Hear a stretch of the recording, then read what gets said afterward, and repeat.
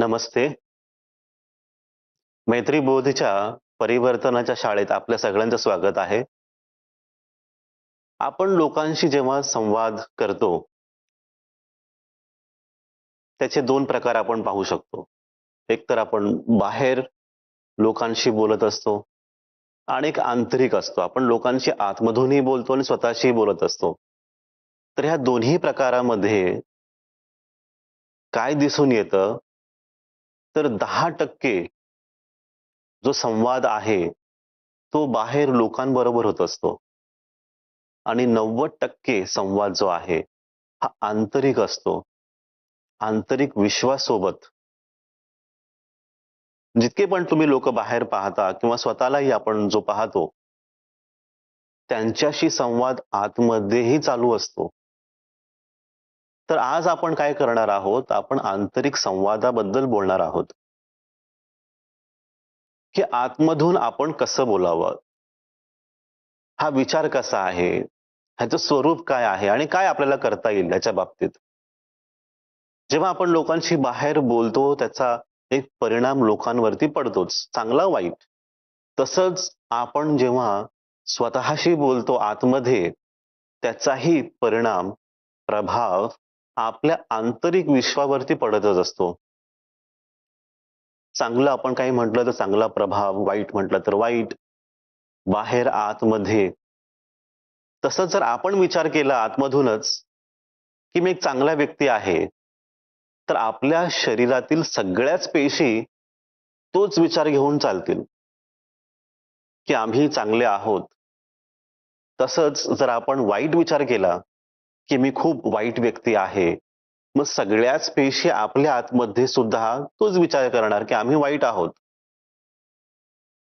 आपला जो आवाज आहे, आंतरिक संवाद, तो आतमध्येच फिरत असतो आणि त्याच्यामुळेच आपली आपली स्वतःचीच एक जडण-घडण होत असते. एक व्यक्तिमत्व घडत असतं. त्या संवादामुळे.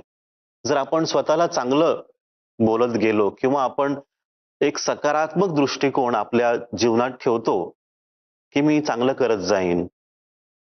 अडचणी येतील, पण त्यांच्यावरती मी मात करेन. काहीतरी शिकेन आणि पुढे चालत जाईन. तर अशा वेळेस तुमच्या आतमधली जी अवस्था असते, ती सुद्धा फार चांगली असते. तर आपण ह्या आंतरिक संवादाबद्दल शिकणार आहोत, की त्याच्यामध्ये नकारात्मकता काढून सकारात्मकता कशी ठेवता येईल, ते आपण शिकून घेऊ. तर आजचं आपल्याला सूत्र काय सांगतं? मी म्हणू मुक्त. मी म्हणू मुक्त. म्हणजे मी आतमधून काय म्हणत आहे? मुक्त. मुक्त कशापासून ते समजून घेऊ. खूपदा असं आपल्याला पाहायला मिळतं आपल्या आत कित्येकदा लोकांची ही एक अवस्थाच आहे स्वतःला दोष देण्याची. माझ्यामुळेच, माझ्यामुळेच. ह्याचं कारण मीच. सगळे फिरायला निघाले आणि मी आजारी पडलो. घरात काहीतरी उत्साहाचं वातावरण होतं आणि माझी परीक्षा आली. हे असंच काहीतरी होत असतं ना आणि शेवट असं कसं होतं, की माझ्यामुळेच, मीच. लोकांना त्रास होत आहे माझ्यामुळेच. तर ह्या विचारापासून आपल्याला मुक्त व्हायचं आहे. सगळ्याच घटना किंवा सगळ्यांचेच अनुभव तुमच्यामुळेच होत आहेत का? तर नाही. तुम्ही जबाबदार आहात का? नाही. कोणताही व्यक्ती आनंदी असतो किंवा दुःखी असतो, हे त्यांच्या अवस्थेमुळे. म्हणून आपण म्हणतो, की मी म्हणू मुक्त. पुढचा विचार सक्षम. सक्षम म्हणजे तुमच्या आतमध्ये प्रचंड शक्ती आहे काहीही करण्यासाठी. आपण स्वतःवरती शंका घेतो. कधी-कधी भीतीपोटी आपण करतच नाही काही गोष्टी. तर इथून पुढे तो एक बदल आपल्यामध्ये आपल्याला घेऊन यायचा आहे.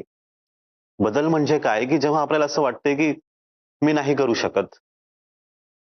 मला गाणं गायचं आहे किंवा डान्स करायचा आहे. मला जमत नाही. मी करू शकत नाही. ही सुरुवात झाली. आपण हे स्वीकार करू, की मला जमत नाही. मग पुढचा नेक्स्ट काय विचार आहे? तो पुढचा विचार असा आहे, की चला मी प्रयत्न करतो.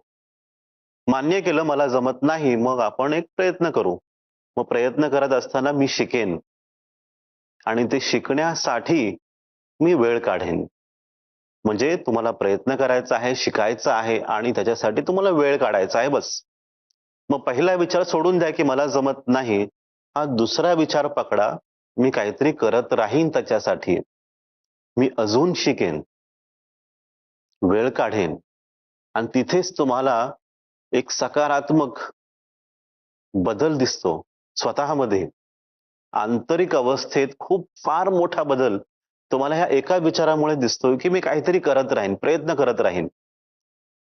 पॉझिटिव्ह प्रयत्न. आजचं सूत्र आपल्याला काय सांगतंय? मी म्हणू मुक्त, सक्षम, संगत. संगत म्हणजे इथे काय? की चांगल्या लोकांबरोबर बसणे, त्यांच्याबरोबर बसून काहीतरी शिकणे आणि त्याचबरोबर आपली वाटचाल परिवर्तनासाठी पुढे चालत जाणे. तर असं कित्येकदा होतं, की तुम्ही दुःखी असता किंवा तुम्हाला असं वाटतं तुम्ही एकटे आहात, कोणच नाहीये. पण त्यावेळेस जेव्हा तुम्हाला आपल्या लोकांची आठवण येते, की ही व्यक्ती माझी आहे, की ही किंवा हा मला समजून घेईल. अशा व्यक्तींचा साथ आपल्याला हवाय. अशा व्यक्तींबरोबर राहणे कारण की हीच व्यक्ती आहेत, जे आपल्याला मार्गदर्शन करतात. योग्य दिशा दाखवण्याचं नेहमीच मार्गदर्शन करतात. तर अशा लोकांबरोबर आपल्याला राहायचं आहे. त्यांच्याबरोबर जितकं राहता येईल तितकं राहून शिकायचं आहे. कारण की त्याच्यामुळेच आपल्या आतमधला जो आंतरिक संवाद आहे, तो अजून दृढ होतो, सकारात्मक होतो आणि आपल्याला जीवनात एक नवीन दिशा मिळते. कित्येकदा असं होतं सुद्धा, की आपल्याला असं वाटतं, की त्यांना मी आवडत नाही. मग अशा वेळेस काय करायचं? आपण अशा वेळेस स्वतःला बदलायचं नाहीये. आपण काय करणार आहोत, तर आपण जसे आहोत तसंच राहायचंय. काही वेगळं करू नका तुम्ही. जसे आहात तसंच राहा. लोकं तुमचा स्वीकार करतील ह्याच्यावर विश्वास ठेवा. काहीही वेगळं करण्याचा प्रयत्न नाही करायचा आपल्याला. तर जसं आहोत तसंच राहा. लोकांना भेटा. लोकं तुमचा स्वीकार करणारच करणार. तर आज आपण काय शिकलो आहोत, की मी म्हणू मुक्त, सक्षम, संगत. या 3 गोष्टी नेहमी लक्षात ठेवा. तुमचा आंतरिक संवाद सकारात्मक करायचा असेल, तर ह्या 3 गोष्टींना तुम्हाला फॉलो करायचं आहे. पुढच्या आठवड्यात आपण पुन्हा एकदा एक नवीन विषय घेऊन भेटू. आपल्या सगळ्यांचंच कल्याण हो, सगळ्यांचंच मंगल हो. नमस्ते.